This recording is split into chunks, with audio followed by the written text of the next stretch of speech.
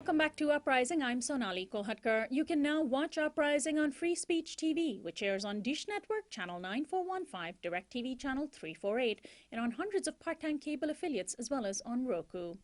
After 3 days of deliberations, 14 jurors in a federal case concerning the Espionage Act found a guilty verdict against Jeffrey Sterling.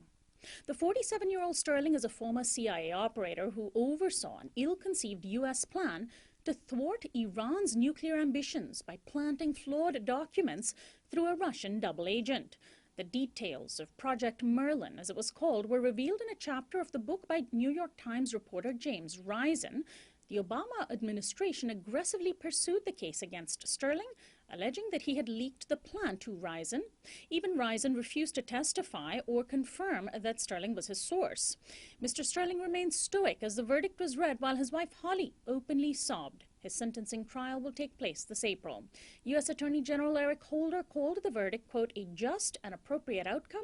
He added, quote, the disclosures placed lives at risk, and they constituted an egregious breach of the public trust by someone who had sworn to uphold it. President Obama has used the Espionage Act to pursue cases against whistleblowers more often than any other president in U.S. history. My guest is Marcy Wheeler. She is a journalist specializing in national security issues, the war on terror, and civil liberties. She has a column on exposefacts.org called Right to Know, where she's been detailing the case against Sterling. Hi, Marcy.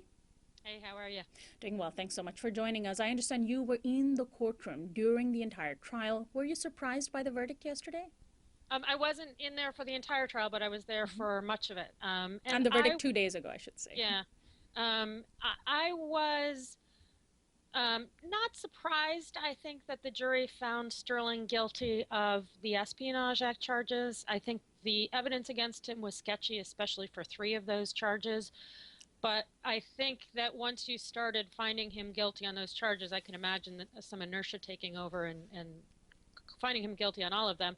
I was particularly surprised they found him guilty of an obstruction charge having to do with him deleting an email sometime in 2006 in which, in 2003, he sent to Rison a link to a CNN article on Iran's purported nuclear weapons program. And the reason I'm surprised that they found him guilty of that is because there was no action that purportedly happened in Virginia, none at all. And yet, so it shouldn't have been charged in Virginia. It might well be a fine charge for him in Missouri, but I'm baffled, frankly, at how they found him guilty of doing that in Virginia. And so it sort of suggests that the jury's understanding of their instructions might be a little bit dodgy. Now, was there any hard evidence linking Sterling to the leak of this project, or was it, as many reports have suggested, entirely circumstantial evidence? It was entirely circumstantial.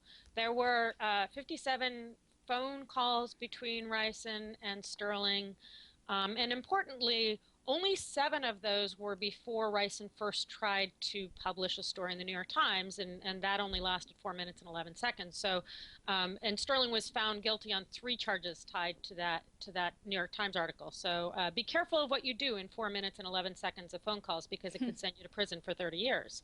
Wow. There was that CNN article, the link to the CNN article.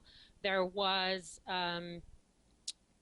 evidence that Rison quoted from Sterling's performance review in his book. Now, Sterling had an unclassified copy of that, so he could well have shared that with Rison completely legally. The prosecution argued, I guess compellingly to the jury, that James Rison, one of the best investigative journalists out there, couldn't have figured out who the performance review referred to on his own, talking to his many CIA sources. So it was a lot of things like that. It was clear that, and mostly the government argued that Sterling knew the information, although I think there are actually holes in that claim. They argued that that Sterling had a motive, which was revenge, because the CIA, among other things, had declared those same performance reviews state secrets and preventing Sterling from suing the CIA for employment discrimination because he's African American, and that he had those conversations with Rice, and therefore he had a means to convey that information to Rice.